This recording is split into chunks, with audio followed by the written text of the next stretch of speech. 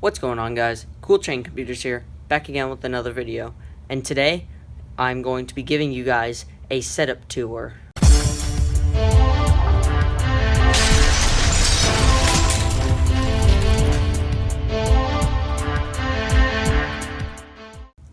Starting out with the boring side of my L-shaped desk is the section where I'm doing online school right now.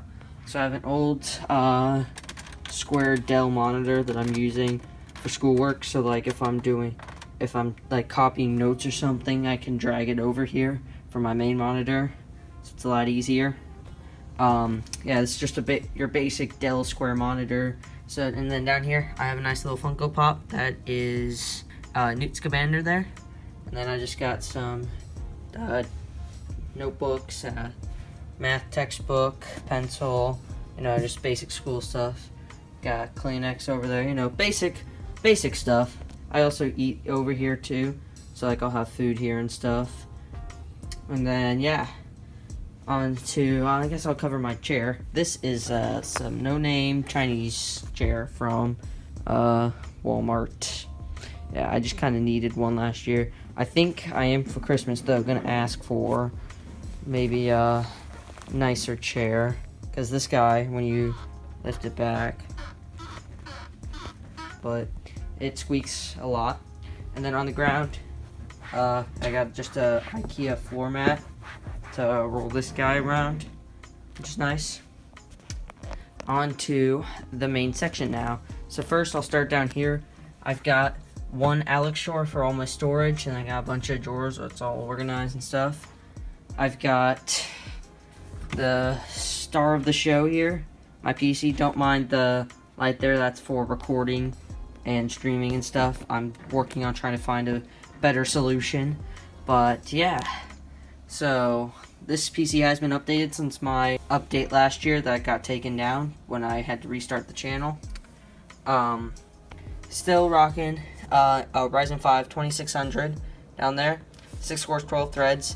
It's still perfectly respectable for streaming, editing, everything I do, but I am looking to upgrade here soon, possibly when Zen 3 drops. So if B450 still supports it, I will look at an upgrade. Speaking of B450, the motherboard is the ASUS ROG Strix B450-F gaming board. Overall, good ATX board for the price. It's got two M.2 slots, one up there and one down there, which is hard to see. Yeah, it's just a really good slot. 4 DIMMs, 8 power, really good VRM coverage, and of course some RGB because it's ASUS. And then the cooler, as you can see, I have an AIO. This is the Corsair H100i Pro RGB.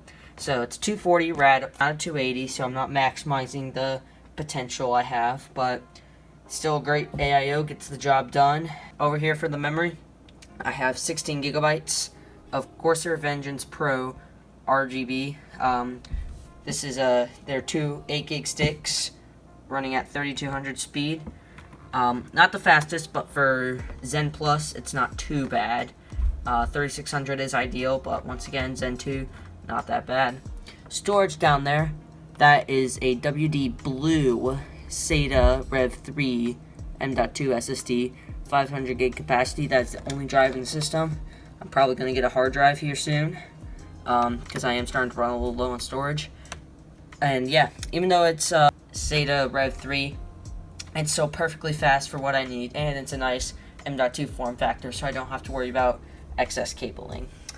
For the power supply, which you really can't see because there's a power supply shroud, this is the EVGA 700BR, so it's a 700 watt bronze unit, non-modular with all black cabling, as you can see, which is perfectly fine. I'm hoping to save up for some cable extensions because this power supply is going to last me for a little while, so might as well make it nice. And yeah, for the graphics card, this is the Saphire PULSE RX 590, which actually holds its own for being, I think, 4 years old.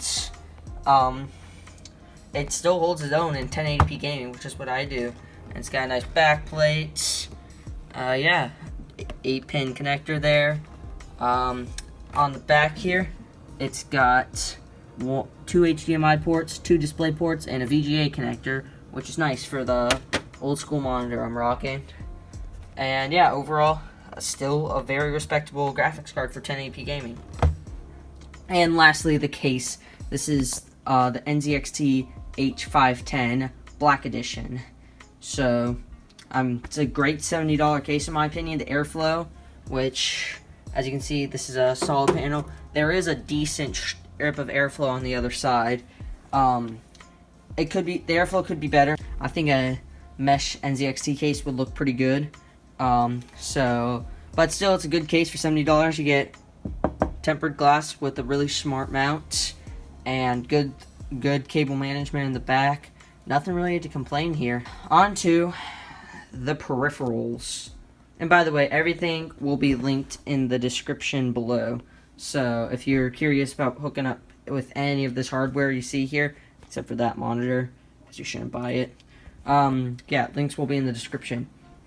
Starting off down here, for the keyboard, this is the Razer Ornata Chroma V1. The V2 recently dropped, and it's really not worth the upgrade, considering I have the V1 already. Yeah, it features Razer's, I forget what they call them, it'll be on the bottom of your screen, but they're hybrids between mechanical and membrane switches. Overall, they're fine switches. A lot of people complain about them, but I'm fine with it. The RGB is really nice. Yeah, and the wrist rest was a big selling point because I do a lot of typing. And as you can see, it is a magnet wrist rest, but since my hands are a little larger and my wrist is almost completely off when I have WASD, I moved the mouse mat, or the wrist rest back a little bit, so it's a lot more comfortable for my gaming. And typing, I'll move it back up, but for gaming, this is really comfortable. The mouse, we have the Razer Naga Trinity. It's not a very good FPS mouse, but I got a really good deal on it. I got it brand new for $50 instead of $100. And I'm looking to upgrade to possibly the Viper because it's a lot lighter, should be better for FPS gaming, which is what I do the most. But it still works for me. I like the ergonomics. It's got this extra ridge to rest your ring finger on. So, yeah. The scroll wheel is really nice. The steps are very pronounced. And overall, lots of DPI settings. Overall, good mouse. The mouse mat is the Razer Goliathus Mobile Stealth, or something like that. It was an $8 mouse mat that had the Razer brand on it, so I just picked it up. I'm looking to upgrade to an RGB mouse mat here soon. Obviously Razer, as you can tell, that's the theme of the setup, is Razer. Over here, the headset. This is the Razer Kraken Tournament Edition. So it comes with this THX USB DAC, I guess you could call it. And the sound quality you get is actually a little bit better than just plugging in the headset by itself. But what's really useful is when I'm gaming, so I'm gaming here, and say I want to mute my mic real fast, it's just really easy like that, and it lights up red when you mute it, and then you undo it, which is really nice for so you don't have to fiddle with any inline remote. You're just boom boom, audio control, lots of great features on this guy. The headset itself is pretty nice. It's all black, built well, comfortable. It's a little heavy and gets heavy for longer periods of gaming, but it's fine. And the mic is pretty good in my opinion. Yeah, overall good headset. Once again, no headset hanger. The old one I had didn't work with this new desk, so I'm saving up for a Razer base station Chroma. Even though it's $60 and probably not the best way to spend my money, I want it, so I'm picking it up. And then over here I got two more pop figures. We got Ant-Man here, and then we got Hawkeye. They just provide some little bit of characteristic to the setup, along with stickers. I got stickers all over my case. Got some there, got some up on the front, and some around the back. Over here, behind Ant-Man, we got my Nintendo Switch, just chilling. I don't use it too much anymore, but if I'm just keeping it here, just in case a big game drops and I want to play it, I have my Switch right there, all nice and docked up. And then for my webcam, this is the C320. Actually, that's the first video on this channel, was an unboxing and review of it. So if you are curious the performance of it, go check it out. It's going to be right up there. and the iCar. And finally, what I would consider the crown jewel of my setup is my main monitor. This is the LG something C270 bunch of something. Monitors have really long names. But overall, this panel is a steal of a deal. I picked it up at Best Buy for $110, and I'm not sure if you can still pick it up for that price, but I hope you can. But it's a really good deal. So first off, it is 1920 by 1080, which is all I need. 24 inches, perfect size for me. It is 75 hertz, which is not great, but it works for me and what I play, so it's fine.